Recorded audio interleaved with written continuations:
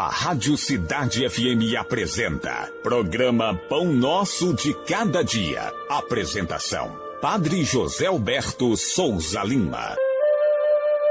Irmãos e irmãs, sejam bem-vindos e bem-vindas ao programa O Pão Nosso de Cada Dia. Em nome do Pai, do Filho e do Espírito Santo.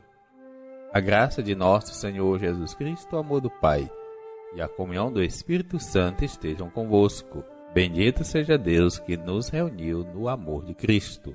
Hoje, sábado, queremos trazer mais uma contribuição de formação litúrgica para o nosso crescimento espiritual e também para o crescimento do mistério pascal na nossa vida litúrgica pastoral em nossas comunidades. A temática hoje é algo bastante pertinente: o lugar das imagens em nossas igrejas. Claro que muitas comunidades começaram a construção de uma igreja e não pensaram nisso. Porque muitas das comunidades, como é que elas nasceram? Elas nasceram ali, um pequeno grupo de pessoas, às vezes rezando um terço. Aí vem a primeira ideia de nascer uma comunidade e constrói um pequeno salão, até para que ele possa ser útil a várias coisas, não só a celebração ou a oração do terço, mas o lugar de reunião. E muitas vezes termina com o tempo apenas aumentando aquele salão e dando uma fachada de igreja, e assim fica. Depois vai fazendo os outros acréscimos. Então, a própria diocese também ainda não fez o investimento na arte sacra. O ideal é que cada diocese tenha uma equipe que ajude as comunidades, as paróquias, a pensar as construções. Então, digamos que o nosso pecado, de alguma forma, termina como que em parte sendo perdoado, porque cada um faz à luz do que pode e com os recursos que tem, no sentido até mesmo de formação. Mas qual é o ideal? O que propõe a liturgia, a igreja, os documentos que diz respeito a algumas coisas do espaço litúrgico, no caso hoje, o lugar das imagens? Vamos pegar hoje o guia litúrgico, o número 9, página, a partir da página 109, que diz assim: as imagens, pinturas e vitrais não são enfeites para o espaço litúrgico, ou seja, eles estão a serviço do mistério. Elas possuem uma função mistagógica, catequética, ajudam-nos a compreender o mistério que celebramos e nele queremos penetrar muito mais. Na tradição cristã, as imagens traduzem o que o próprio nome diz. São um veículo para compreender o mistério de Deus. Por isso, no primeiro milênio, não havia preocupação com as formas, mas com o conteúdo revelado. Tudo devia conduzir e convergir para Cristo. O missal romano recomenda que haja uma justa ordem na disposição das imagens e que não haja mais que uma do mesmo santo. Instrução Geral do Missal Romano 318. A figura do Cristo é sempre a principal.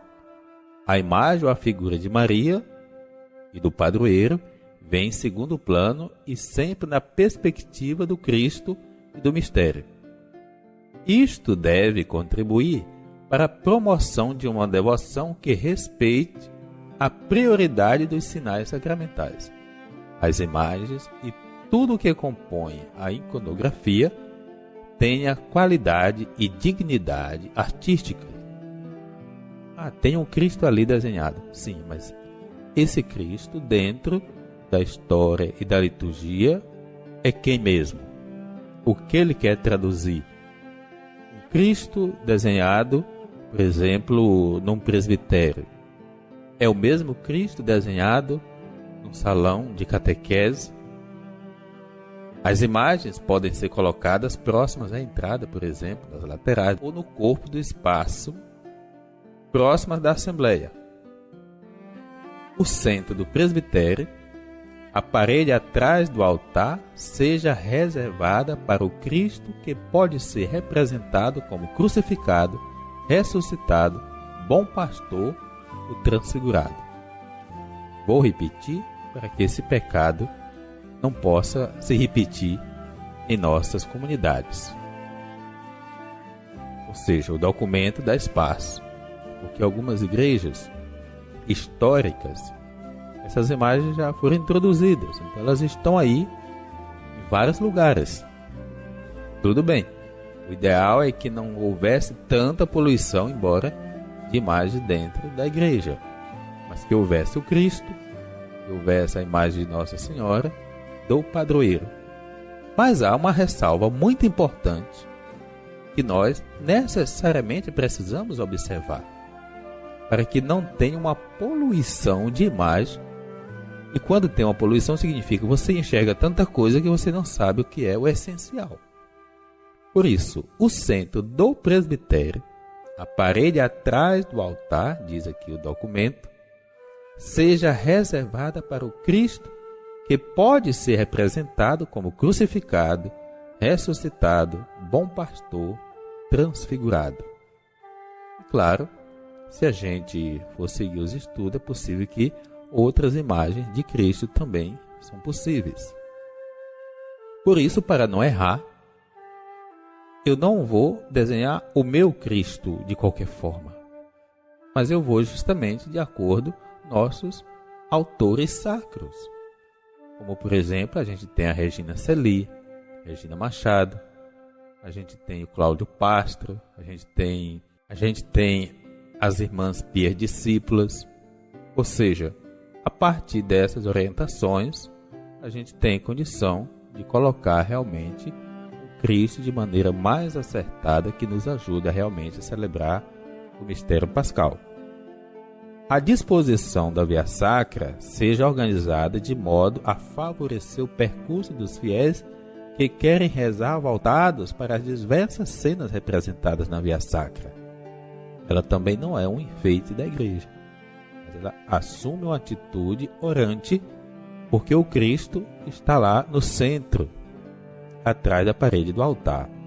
Existe a possibilidade de se colocar a via sacra, por exemplo, até no jardim da igreja ou espalhada ao redor da igreja. Cada um encontra a sua forma, porque ela não pode roubar a cena do espaço litúrgico.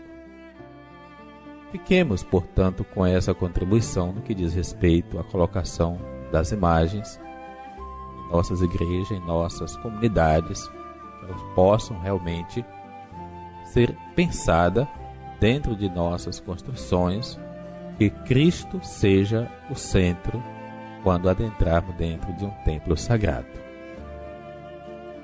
O Senhor esteja convosco, Ele está no meio de nós. Abençoe-vos Deus misericordioso, o Pai, o Filho, o Espírito Santo. Amém.